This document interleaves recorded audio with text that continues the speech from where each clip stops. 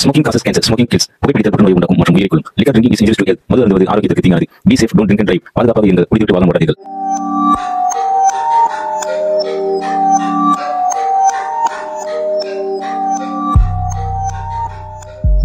Welcome passenger real life ghost ஸ்டோரிஸில் நான் உங்கள் ஹண்ட்மேன். இன்றைக்கி என்ன சம்பவம் பார்க்க போகிறோம்னா, புதுசாக கல்யாணம் ஆன ஒரு தம்பதி ஹனிமூனுக்காக வெளியும் கிளம்பி போகிறாங்க. அப்படி போனது தான் அவங்க பண்ணதுலேயே மிகப்பெரிய தப்புன்னு அப்புறம் தான் அவங்களுக்கு புரியும் வந்திருக்கு. ஏன் அப்படி சொல்கிறேன்னா, போன இடத்துல பயங்கரமான ஒரு சம்பவமும் நடக்குது. அதாவது அந்த பெண் இருக்காங்க இல்லையா, அவங்க கிட்டத்தட்ட மரணத்துக்கு கிட்டேயே போய்ட்டு வந்திருக்காங்க. அதிர்ஷ்டவசமாக உயிர் தப்பிச்சாங்களா இல்லை அவங்க குலதெய்வத்தால் உயிர் தப்பிச்சாங்களா சொல்லவே முடியல. எதிர்பாராத விதமாக அந்த இடத்துல பயங்கரமான ஒரு சம்பவமும் நடக்குது. கடைசியாக அவங்களுக்கு அந்த இடத்துல என்ன ஆச்சுன்றதை பற்றி தான் இந்த கதையில் நம்ம முழுசாக பார்க்க போகிறோம். கண்டிப்பாக இந்த காணொளி உங்களுக்கு நல்ல ஒரு அனுபவத்தையும் கொடுக்கும், அதில் எந்தவித சந்தேகமும் இல்லை.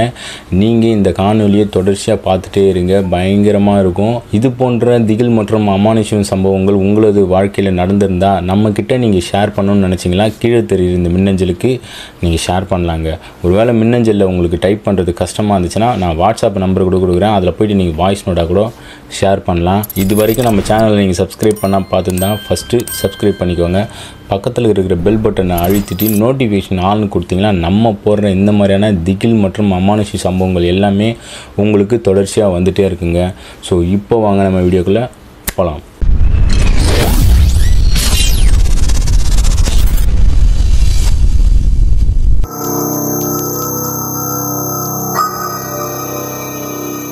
இந்த சம்பவத்தை நம்மளுக்கு மின்னஞ்சல் மூலிமா ஷேர் பண்ணது நம்ம சேனல் சப்ஸ்கிரைபரான மது என்ற நபர் தாங்க. இந்த சம்பவம் இவருக்கும் இவரோட கணவருக்கும் கிட்டத்தட்ட 7 வருஷத்துக்கு முன்னாடி நடந்த ஒரு திகில் மற்றும் அமானுஷ்ய சம்பவம் தாங்க. இவங்க எந்த இடத்துல வசிக்கிறாங்க பார்த்தீங்கன்னா, சென்னையில் ஒரு குறிப்பிட்ட இடத்துல தாங்க இவங்க வசிச்சுட்டும் இருக்காங்க. இவங்க 2 பேருமே, அதாவது இவங்களோட கணவர் இருக்காங்களா, அவர் பேர் கணேஷ். இவங்க 2 பேருமே வீட்டாரோட சம்மதத்தோடு தான் கல்யாணமும் நடக்குது. அதாவது வீட்டில் பெண் பார்த்து பையன் பார்த்து அப்படி தான் கல்யாணமும் பண்ணி வைக்கிறாங்க. இவங்களுக்கு லவ் மேரேஜ் எல்லாம் கிடையாதுங்க, அரேஞ்ச் மேரேஜ் தான். அப்படி கல்யாணம் பண்ணிக்கிட்டு இவங்க என்ன செய்கிறாங்கன்னா, நம்ம ஹனிமூன் போகலாம் அப்படின்ற மாதிரி 2 பேருமே பிளானும் பண்ணுறாங்க. அப்படி போகிற இடம் எதுன்னா, கேரளாவில் இடுக்கின்னு ஒரு இடம் இருக்குதுங்க, ரொம்பவே ஃபேமஸ்ஸு ட்ரிப்புக்கெல்லாம் போகிறதுக்கு. அந்த இடத்துல கேம்ப் ஃபயர்லாம் போட்டு, இந்த காடு மாதிரியான அடர்ந்த காடு, அந்த மாதிரி மலைப்பகுதியில் வந்து கேம்ப் ஃபயர்லாம் போட்டு டென்ட்டெல்லாம் போட்டு பயங்கரமாக கொடுப்பாங்க. அந்த இடத்துல போய்ட்டு பயங்கரமாக எக்ஸ்ப்ளோர் பண்ணலாம் அப்படின்னு தான் இவங்க ரொம்பவே ஆசைப்பட்டு பிளானும் பண்ணுறாங்க. இதில் இந்த மதுன்றவங்களுக்கு ரொம்பவே இந்த வெளியே போய் சுற்றி பார்க்குறது, நிறைய பிளேஸஸ்க்கு போகிறது, நைட்டில் ஸ்டே பண்ணுறது ரொம்பவே பிடிக்குமாங்க. அதனாலேயே அவங்களோட கணவரை வற்புறுத்தி இந்த மாதிரி இந்த இடத்துக்கு போகலாம் அப்படின்ற மாதிரி சொன்ன உடனே அவரும் என்ன செய்கிறாங்கன்னா, சரி நம்மளோட மனைவி ஆசைப்படுறதை நம்ம நிறைவேற்றணும், இப்போ தான் கல்யாணம் ஆன புதுசில் மட்டும்தான் நம்ம வெளியெல்லாம் போய் சுற்றி பார்க்க முடியும். அவரும் என்ன சொல்கிறாங்கன்னா இதுக்கு ஓகே சொல்லிடுறாரு. இவங்க 2 பேருமே கல்யாணம் முடிஞ்ச கையோடு வந்து வீட்டில் இதை பற்றி கேட்குறாங்க. அவங்களும் இதுக்கு சம்மதிச்சிடுறாங்க. உங்களோட விருப்பம், நீங்கள் போய்ட்டு ஜாலியாக சந்தோஷமாக வாங்க, சேஃபாக வாங்க அப்படின்ட்டு சொல்லிடுறாங்க. அதுக்கப்புறமா என்ன, இவங்களுக்கு ஒரே ஜாலி தான். இவங்க வீட்டில் எல்லாருமே ஒத்துக்குனாங்கன்ட்டு இவங்க கொஞ்சம் காசு துணியெல்லாம் எடுத்துகிட்டு இவங்க ட்ரெயினில் தான் போகிறாங்க. ட்ரெயின் வந்து டிக்கெட்டும் புக் பண்ணிவிட்டு இவங்க போய் இறங்கி அந்த இடுக்கி இருக்குங்களா அந்த பிளேஸுக்கும் போயிடுறாங்க. ஆல்ரெடி இவங்க வந்து அங்கே இருக்கிற ஒரு நபரை தொடர்பு கொண்டு அந்த இடத்துல கேம்ப் ஃபயருக்கு என்ன ரேட்டு, எத்தனை நாள் ஸ்டே பண்ணலாம், ஃபுட்டெல்லாம் எப்படி அப்படின்ற எல்லா விஷயத்தையுமே இவங்க வந்து கேட்டு தெரிஞ்சுக்கிட்டு அதுக்கப்புறமா தாங்க இங்கேருந்து பயணம் செஞ்சு போகிறாங்க அந்த இடுக்கின்ற இடத்துக்கும். போனதுக்கப்புறமா அங்கே இருக்கிற அந்த எல்லா இடத்துக்கும் மேனேஜர் இருப்பாங்களே, அவர்கிட்ட பேசி அவங்களுக்குன்னு ஒரு கேம்ப் ஃபயர், அது ஒரு டென்ட்டு மாதிரி அந்த இடத்தையும் இவங்க வந்து காசு கட்டி வாங்கிக்கிறாங்க. வாங்கிட்டு அந்த இடத்துல வந்து நைட் ஸ்டே பண்ணும்போது அந்த மேனேஜர் என்ன சொல்கிறாருன்னா, நீங்கள் வந்து நைட்லலாம் பெருசாக இந்த இடத்த விட்டு வெளியெல்லாம் போகாதீங்க, உங்களுக்கு கேம்ப் ஃபயர்லாம் போட்டு கொடுத்துருவாங்க, நீங்கள் வந்து ஜாலியாக எக்ஸ்பீரியன்ஸ் பண்ணலாம் இந்த இடத்துல. காலையில் வந்து நம்மளால் ட்ரெக்கிங் போகணுன்னா இங்கேயே வண்டி இருக்குது, இங்கேருந்தே நம்ம வந்து போகலாம் அப்படின்ற மாதிரி அந்த மேனேஜரும் சொல்கிறாரு. இவங்களும் சரின்ட்டு ஒத்துக்கிறாங்க. அதுக்கப்புறமா இந்த மதுக்கு ரொம்பவே சந்தோஷமாக இருக்குது. ஏன்னா ரொம்ப நாள் கழித்து இவங்க வந்து தன்னோட கணவரோட, அதாவது புதுசாக கல்யாணம் ஆன கணவரோட வெளியே வந்திருக்கோம், நைட்டு ஸ்டே பண்ண போகிறோம். இத்தனை நாள் வரைக்கும் அவங்க ரொம்ப எவ்வளவோ எதிர்பார்த்துருக்காங்க எங்கேயோ வெளியே போய் ஸ்டே பண்ணலான்னு. ஆனால் கல்யாணம் ஆகாத பொண்ணு தனியாலாம் வீட்டில் வந்து அனுப்புங்க, அதனாலவே ரொம்பவே ஏங்கி போயிருக்காங்கன்னு தான் சொல்லணும். அப்படி தான் இவங்களுக்கு கல்யாணம் ஆனதுக்கப்புறம் இவங்களோட கணவர் வந்து அழைச்சிட்டு வந்ததுனால இவங்களுக்கு ரொம்பவே சந்தோஷமாக பயங்கரமாக இருந்துச்சு. அவங்க ரொம்ப அப்படியே சந்தோஷமாக இருக்கிறாங்க, பயங்கரமாக அவங்க கத்தவும் செய்கிறாங்க, அந்த சந்தோஷத்தில் துள்ளி குதிக்கிறாங்க. இதெல்லாம் பார்த்து அவங்க ஹஸ்பண்டுக்கும் ரொம்பவே சந்தோஷம் தான், தன்னோட மனைவி வந்து ஜாலியாக இருக்கா அப்படின்ற மாதிரி அவரும் நினச்சிட்டு இருக்காரு. அந்த இடத்துல இந்த மேனேஜர் எல்லா விஷயத்தையும் சொல்லிவிட்டு கிளம்பி போயிட்டாங்க. இவங்க போகிற நேரமோ என்னமோ அந்த இடத்துல இவங்க மட்டும் தான் இருக்காங்க. கிட்டத்தட்ட ஒரு 4-5 டென்ட்டு இருக்குது அந்த இடத்துல. ஆனால் இப்போ அன்னைக்கு புக் பண்ணி போனதுன்னு பார்த்தீங்கன்னா இவங்க மட்டும்தான் அந்த இடத்துல போயிருக்காங்க, மற்ற வேறு யாருமே கிடையாது. அப்படி மேனேஜர் அந்த இடத்துல சொல்லிட்டும் போகிறாரு, உங்களுக்கு ஏதாச்சும் ஹெல்ப் வேணும்னா நீங்கள் வந்து இந்த நம்பருக்கு வந்து கால் பண்ணலாம் அப்படின்ட்டு நம்பரும் கொடுத்துட்டு போயிடுறாரு. மேனேஜரோட ரூம்ஸ் வந்து அந்த கேம்ப் ஃபயர் போட்டிருக்காங்களே அங்கேருந்து கொஞ்சம் தூரம் தள்ளி தாங்க இருக்குது. அந்த இடத்துல தான் அவர் இருக்கார். வண்டியும் ஒன்று வச்சுருக்காரு, அந்த ஜீப்பு மலை மேலையெல்லாம் ஏறுங்களா அந்த மாதிரியான ஒரு ஜீப்பு வண்டியும் வச்சுருக்காரு. ஏதாச்சும் உதவின்னா இந்த நம்பருக்கு கால் பண்ணுங்கள் அப்படின்ற மாதிரி அந்த மேனேஜர் சொல்லிவிட்டு கிளம்பிடுறாரு. வெளியே வந்து கேம்ப் ஃபயர்லாம் போட்டு சும்மா சூப்பராக பயங்கரமாக இருக்குங்க. இந்த ராந்தல் விளக்கு வச்சுருப்பாங்க, அந்த இடத்துல லைட்டெல்லாம் கிடையாது, நைட்டில் வந்து விளக்கு மட்டும் தான் வச்சுருப்பாங்க. பெருசாக வந்து அந்த லைட் வெளிச்சம்லாம் எதுவுமே இல்லைங்க. அந்த விளக்கில் அந்த கேம்ப் ஃபயரு பயங்கரமாக இருந்திருக்கு. இவங்க பயங்கர சந்தோஷமாக இருந்திருக்காங்க. இவங்க 2 பேர் மட்டும் தான் இருந்திருக்காங்க. இவங்க கணவர் அதாவது கணேஷுக்கு வந்து கொஞ்சம் பயமாக தான் இருந்திருக்கு. ஏன்னா யாருமே இல்லை பக்கத்தில், நம்ம மட்டும் தான் தனியாக இருக்கும். அது வந்து பயங்கரமான காட்டு பகுதி, மலைப்பகுதி வேறு. இந்த இடத்துல மிருகம் விலங்குகள் ஏதாச்சும் வந்துட போகுதுன்ட்டு அவருக்கும் ஒரு பயமாக இருக்குது. மேனேஜர் வேறு நைட் டைமில் வெளியே போகக்கூடாது அப்படின்ற மாதிரி சொன்னதெல்லாம் இவர் யோசிச்சு பயந்துனே இருக்கார். திடீர்னு அவங்களோட மனைவி மது வந்து கேட்குறாங்க, என்னங்க ஆச்சு, எதுக்கு ஒரு மாதிரியாக இருக்குங்க? இல்லடி, நம்ம வந்து தனியாக இருக்கோம், இந்த இடத்துல யாருமே கிடையாது நம்மளுக்கு துணைக்கு, மேனேஜர் வேறு வெளியெல்லாம் போகக்கூடாதுன்ற மாதிரி சொல்லி வச்சுருக்காரு, அதை நினச்சி தான் நான் பயந்துட்டுருக்கேன் அப்படின்ற மாதிரி அவங்களோட கணவர் சொன்னோடனே மது வந்து, ஏங்க அதெல்லாம் விட்டு தள்ளுங்க, நம்ம வந்தது இங்கே என்ஜாய் பண்ணுறதுக்காக, அதை விட்டுட்டு நீங்கள் தேவையில்லாமல் கண்டதெல்லாம் போட்டு யோசிச்சுட்டு இருக்காதீங்க, லைஃப்பை வந்து என்ஜாய் பண்ணணும், இதெல்லாம் நான் ஃபோட்டோ எடுத்து என்னோடய மெமரிஸாக வச்சுப்பேன் அப்படின்ற மாதிரி அவங்க வந்து ஃபோட்டோஸ் வீடியோஸ் இதெல்லாமே பயங்கரமாக எடுக்கிறாங்க. நைட்டு கிட்டத்தட்ட ஒரு 11 மணி வரையுமே அவங்க ஜாலியாக வீடியோஸ் ஃபோட்டோஸ்லாம் எடுத்துகிட்டே இருக்காங்க அந்த கேம்ப் ஃபயர் கிட்ட நின்றுன்னு. இந்த மாதிரி எல்லாமே எடுத்து முடிச்சுட்டு சரியாக ஒரு 11 மணிக்கு மேலே வந்து அவங்களோட கணவர் என்ன சொல்கிறாங்கன்னா, இதுக்கப்புறம் நம்ம வெளியே இருக்க வேணாம், நம்ம உள்ளே போய் படுத்துடலாம், காலையில் வந்து அவங்க வந்து ட்ரெக்கிங் வந்து கூப்பிட்டு போகிறோன்னு சொன்னாங்க இல்லையா, ஸோ வந்து நம்ம உள்ளே போய் படுத்துக்கலாம் அப்படின்ற மாதிரி இவங்க வந்து மது வந்து கூப்பிட்றாருங்க கணேஷ். அவங்க என்ன சொல்கிறாங்க, இன்னும் கொஞ்சம் நேரம் இருக்கலாமே, எதுக்கு நீ உடனே கூப்பிட்டு உள்ளே போயிடுற, இது பாரு எவ்வளோ அழகாக இருக்குது பாரு, இந்த நட்சத்திரம், இந்த வானம், இந்த நிலா, இந்த இடம், இந்த மாதிரி தனியாக இருக்கிறோம் அடர்ந்த காட்டுக்குள்ளே எவ்வளோ அழகாக இருக்குது, இதெல்லாம் அனுபவிக்க மாட்டியா அப்படின்ற மாதிரி கேட்டோன்னே, இதெல்லாம் போதும், இன்னொரு நாள் கூட நம்ம இங்கே தானே ஸ்டே பண்ண போகிறோம், இதெல்லாம் இருக்குது, வா உள்ளே போய் படுக்கலான்ட்டு கூப்பிட்டு போயிடறாங்க. கம்பல் பண்ணி தான் கூப்பிட்டு போய் உள்ளே போய் படுக்கும் வச்சிடறாரு. இவங்க படுத்து நல்லாவே தூங்கிட்டே இருக்காங்க. அப்படி தூங்கிட்டு இருக்கும்போது திடீர்னு மதுவுக்கு வந்து முழிப்பு வருதுங்க. முழிப்பு வந்து மது வந்து பக்கத்தில் பார்க்குறாங்க, அவங்களோட கணவரை வந்து அந்த இடத்துல காணோம். இவங்களுக்கு ஒரு மாதிரி பதறி போயிடுதுங்க, என்னடா இது நம்மளோட கணவரை காணோமே அப்படின்னு சுத்தம் பார்க்குறாங்க. அந்த இடத்துல யாருமே காணோம், ரொம்பவே இருட்டாக தான் இருக்குது. உடனே இவங்க என்ன செய்யறாங்கன்னா மொபைல் ஃபோன் எடுத்து டார்ச் லைட்டும் ஆன் பண்ணுறாங்க. ஆன் பண்ணிவிட்டு தேடி பார்க்குறாங்க, காணவே காணோம். அவங்க வந்து அவங்க கணவர் வந்து கூப்பிட்றாங்க, கணேஷ் எங்கே போனேன் அப்படின்ட்டு. இவங்களுக்கு பயங்கரமாகவும் அந்த இடத்துல பயம் அதிகமாகவே ஆகிட்டே இருக்குது. ஏன்னா தனியாக இருக்கிறாங்க அடர்ந்த காட்டுக்குள்ளே, இந்த மாதிரி இடத்துல தனியாக இருக்கும்போது திடீர்னு அவங்க வீட்டுக்காரர் காணணுன்னே அவங்களுக்கு ரொம்பவே பதறி போயிடுதுங்க. உடனே இவங்க என்ன பண்ணுறதுன்னு தெரியாமல் ஃபோனை எடுத்துகிட்டு அந்த டென்ட்டுக்குள்ளேருந்து வெளியே வந்து பார்க்குறாங்க. கேம்ப் ஃபயர் எரிஞ்சிட்டு இருக்குது. பக்கத்தில் பார்த்தா அவங்க கணவர் வந்து உட்காந்துட்டும் இருக்கார். அவங்கள பார்த்ததுக்கப்புறம் தான் இவங்களுக்கு கொஞ்சம் நிம்மதி பெருமிச்சே விட்றாங்க. அதுக்கப்புறம் என்ன நீ இது மாதிரி திடீர்னு வந்து வெளியே வந்து உட்காந்துட்டு இருக்க, கூப்பிட்றனே குரல் கொடுக்க மாட்டியா அப்படின்ற சொன்னோடனே அவர் வந்து அமைதியாக தான் இருக்கார். அவர் தோற்றத்துலேயும் அவர் நடவடிக்கையிலையும் ஒரு மாற்றம் தெரியுது. இதை மது வந்து கண்கூட பார்க்குறாங்க. அதுக்கப்புறமா என்னடா ஆச்சு உனக்கு, எதுக்குடா அப்படி வந்துருங்க, அதெல்லாம் ஒன்றும் இல்லை, நீ போய் தூங்கு, நான் போய் தூங்குவா, உனக்குன்னா பைத்தியங்கீத்தி ஏதாச்சும் பிடிச்சிருக்கா, நம்ம 2 பேரும் எதுக்குடா வந்தோம், ஜாலியாக இருக்கிறதுக்கு தானே வந்தோம், நீ மட்டும் தனியாக வந்து வெளியே வந்து உட்காந்துட்ருக்க அப்படின்னு கேட்டுன்னு, அதெல்லாம் ஒன்றும் இல்லை அப்படின்ட்டு அவர் சொல்கிறாரு. உனக்கு என்ன தாண்டா ஆச்சு, ஏதாச்சும் பிரச்சனையா சொல்லு அப்படின்னு கேட்குறாங்க. அதுக்கும் எந்த ஒரு பதிலும் சொல்லலை. அதுக்கப்புறம் பார்த்தீங்கன்னா அந்த இடத்துல கணேஷ் வந்து மதுக்கிட்ட ஒன்று சொல்கிறாரு, மது நம்ம வந்து இந்த பக்கமே அப்படியே நடந்து போயிட்டு வரலாமா, ஜாலியாக நைட்டில் நடந்து போகணுன்னு ஆசையாக இருக்குது அப்படின்றாரு. இவ்வளோ நேரம் கணேஷ் வந்து படுக்கலாம், உள்ளே போயிடலாம், வெளியே வரவானா அப்படின்ற மாதிரி பயந்துட்டு இருந்த ஒரு நபர் இப்போது வந்து வெளியே போகலாம், இந்த பக்கம் நடந்து போகலாம் அப்படின்னு கூப்பிடுவோடனே இவங்களுக்கு ஒரு மாதிரி அதிர்ச்சியாக தான் இருக்குது.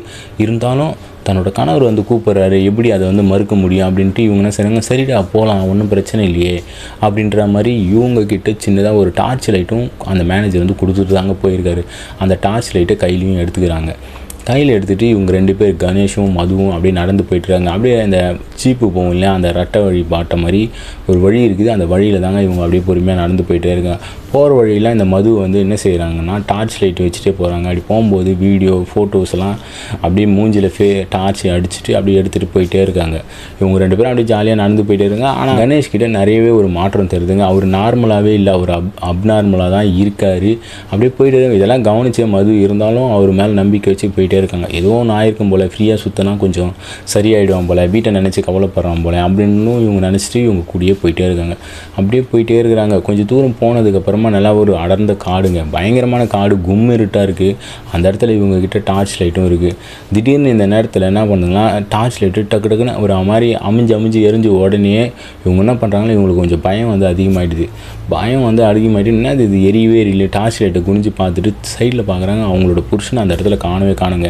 கிட்டத்தட்ட இவங்க இருக்கிற அந்த டென்ட்டுலேருந்து ஒரு 2 கிலோமீட்டரு பயங்கரமான அடர்ந்த காட்டுக்குள்ளேயும் அவங்க வந்து வந்துட்டு இருக்காங்க. என்னடா அது இங்கே இருந்த கணவரை காணுமே அப்படின்ட்டு இவங்க வந்து பயங்கரமாக கத்தவும் செய்கிறாங்க. அந்த இடத்துல கணேஷ் அப்படின்ட்டு இவங்களுக்கு ஒன்றுமே புரியலைங்க. எங்கடா போனேன் டி, ஏன்டா என்னை விட்டு போயிட்டு அப்படின்னு பயங்கரமாக அந்த இடத்துல கதறி அழவும் ஆரம்பிக்கிறாங்க. ஏன்னா என்ன செய்யுதுன்னு தெரியல. இதே நீங்கள் அந்த இடத்துல நைட்டு 2 மணி 1 மணி கிட்ட அந்த இடத்துல அடர்ந்த காட்டுக்குள்ளே இருந்தீங்கன்னா எப்படி இருக்கும்? கூட ஒருத்தர் வந்தார், திடீர்னு அவர் காணணும் போது நம்மளுக்கு எவ்வளோ பயம் இருக்கும். அந்த இடத்துல தனியாக ஒரு பொண்ணு மாட்டிக்கின்னு அந்த அளவுக்கு பயந்துருக்காங்க. அவங்க கத்துறாங்க. அந்த நேரத்தில் டார்ச் லைட்டும் எரியலைங்க. இவங்களுக்கு என்ன பண்ணுறதுனே தெரியல. திரும்பி பார்க்குறாங்க, எந்த பக்கம் வந்தன்னு கூட வழி தெரியல. அந்த அளவுக்கு இருட்டாக இருக்குது காட்டுக்குள்ளே.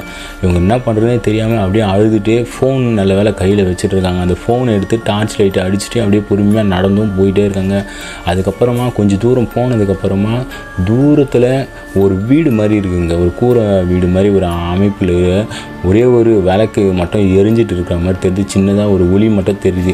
அதை பார்த்ததுக்கப்புறம் தான் இவங்களுக்கு கொஞ்சம் தைரியம் வந்திருக்கு. வேகமாக அந்த குடிசையை நோக்கி இவங்க நடந்து போயிட்டே இருக்காங்க. அப்படியே குடிசையை கிட்ட நடந்து போனதுக்கப்புறமா கதவெல்லாம் சாத்தி தாங்க வச்சுருக்கு. இவங்க வந்து அந்த இடத்துல யாராச்சும் இருக்கீங்களா அப்படின்ட்டு அழுதுகிட்டே தாங்க கேட்குறாங்க. அந்த பெண் வந்து அழுதுகிட்டே உதவியும் கேட்குறேன். யாராச்சும் இருக்கீங்களா, கொஞ்சம் எனக்கு உதவி பண்ணுறீங்களா, நான் வந்து தனியாக காட்டுக்குள்ளே மாட்டிக்கினேன், யாராச்சும் இருக்கீங்களா அப்படின்ட்டு அந்த இடத்துல வந்து அப்படியே கதறி அழுதுகிட்டே வந்து அந்த இடத்துல கேட்டுகிட்டே இருக்காங்க. ஆனால் யாருமே இல்லைங்க. இவங்க ஒரு கட்டத்துக்கு இதுக்கப்புறமா நம்ம வெளியே இருக்க வேணாம், உள்ளே போயிடலான்ட்டு கதவை வந்து தள்ளுறாங்க. கதவு வந்து திறந்து தான் வச்சுருக்கு. உள்ளே போய் பார்க்குறாங்க. அந்த வீட்டில் வந்து யாருமே காணுங்க. யாருமே இல்லாத வீட்டில் யாரா அந்த லைட்டு எரிஞ்சிட்டே இருக்குது அப்படின்ட்டு இவங்க சுற்றி முற்றி வீட்டில் வந்து கூப்பிட்றாங்க, யாராச்சும் இருக்கீங்களா அப்படி மறுபடியும் யாராச்சும் இருக்கீங்களான்னு கேட்குறாங்க. அந்த வீட்டில் வந்து யாருமே இல்லைங்க. ஒரே அமைதியாக இருக்குது. இவங்களுக்கு ஒன்றுமே புரியல. என்னடா இது, இந்த இடத்துல இந்த காட்டில் ஒரு வீடு இருக்குது, இந்த காட்டில் ஒரு விளக்கும் எரிஞ்சிட்ருக்கு அந்த வீட்டில், ஆனால் யாருமே காணுமே அப்படின்ட்டு இவங்களுக்கு இன்னுமே பயம் வந்து அதிகமாகிடுதுங்க. தனியாக வந்து மாட்டிக்கணுமோ. அந்த மேனேஜர் அப்பயே சொன்னான், நைட்டில் வந்து வெளியெல்லாம் போகாதீங்க அப்படின்ட்டு. நம்ம தான் கேட்காம கொள்ளாமல் வந்துட்டுமோ. ஆனால் நம்ம வீட்டுக்காரர் எங்கே போனார், அவர் வேறு ஆளை காணுமே, உயிரோடு இருக்கிறா இல்லையா அப்படின்ட்டு இவங்க மண்டையை போட்டு பிச்சுக்கிறாங்க. கல்யாணம் ஆன 2 நாளில் இந்த மாதிரி ஆனமான்ட்டு அவங்க வந்து வேண்டாத தெய்வம் இல்லைங்க. பயங்கரமாகவே அழறாங்க. என்ன பண்ணுறதுன்னு ஒன்றுமே புரியல. திடீர்னு ஒரு குரல் வந்து அவங்களுக்கு கேட்குது. அது என்னன்னா அவங்களோட கணவர் தான். மதுன்ட்டு எங்கேயோ தூரமாக கேட்குது.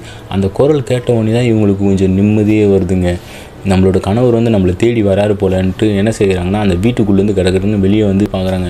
என்னங்க நான் இங்கே இருக்கிறேன் அப்படின்ட்டு அந்த ஃபோன் இருக்குங்களா, அந்த ஃபோனை வந்து லைட்டு வெளிச்சத்தை காட்டி வந்து அப்படியே வேகமாக அந்த குரல் கேட்ட இடத்த நோக்கி இவங்க கடற்கடன்னு போயிட்டே இருக்காங்க. அப்படி போயிட்டே இருக்கும்போது அந்த இடத்துல பார்த்தா பயங்கரமான காட்டுக்குள்ளே தான் மறுபடியும் போய் மாட்டிக்கிறாங்க.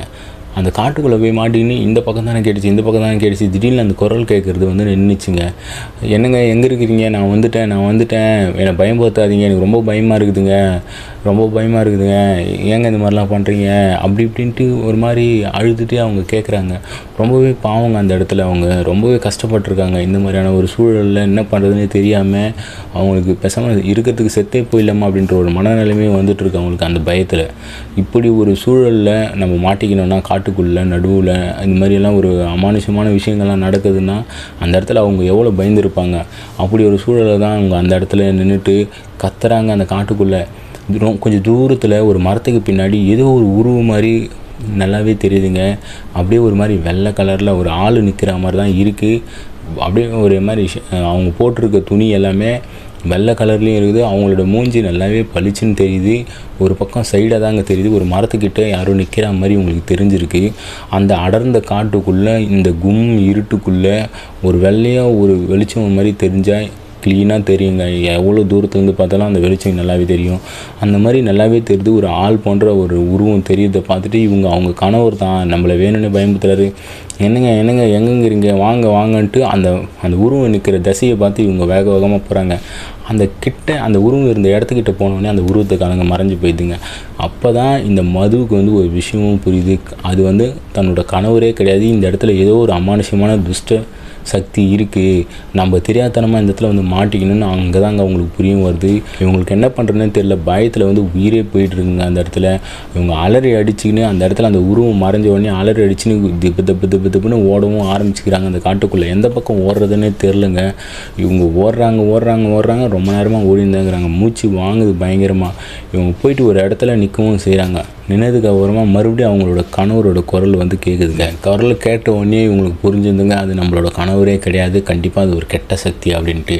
உடனே இவங்க என்ன செய்கிறாங்கன்னா, அந்த குரல் கேட்டுக்க அந்த திசையில் போகாமல் அதுக்கு எதிர் திசையிலையும் இவங்க ஓடவும் ஆரம்பிக்கிறாங்க. கண்டிப்பாக ஏதோ ஒரு துஷ்ட சக்தி தான் நம்மளை கொலை பண்ணுறதுக்காக துரத்தி வருது, நம்ம இதிலேருந்து தப்பிச்சே ஆகணும் அப்படின்ட்டு அவங்களோட குலதெய்வத்தை எல்லாம் வேண்டிக்கின்னு இவங்க சாமி பாட்டெலாம் பாடிக்கின்னு அங்கேருந்து வேகமாக நடந்து போகிறாங்க. அந்த குரல் கேட்டது எதிர் திசையிலனா நடந்து போயிட்டே இருக்காங்க.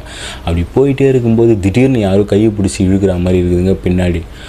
உடனே அவங்களுக்கு பக்குன்னு ஆகிட்டுருக்கு. திரும்பி பார்க்குறாங்க, அந்த இடத்துல யாருமே காணோம். இப்படியெல்லாம் நடுங்கும்போது அவங்களுக்கு ஈரக்கொலையே நடுங்கி போயிடுதுங்க. என்ன பண்ணுறதுனே தெரில.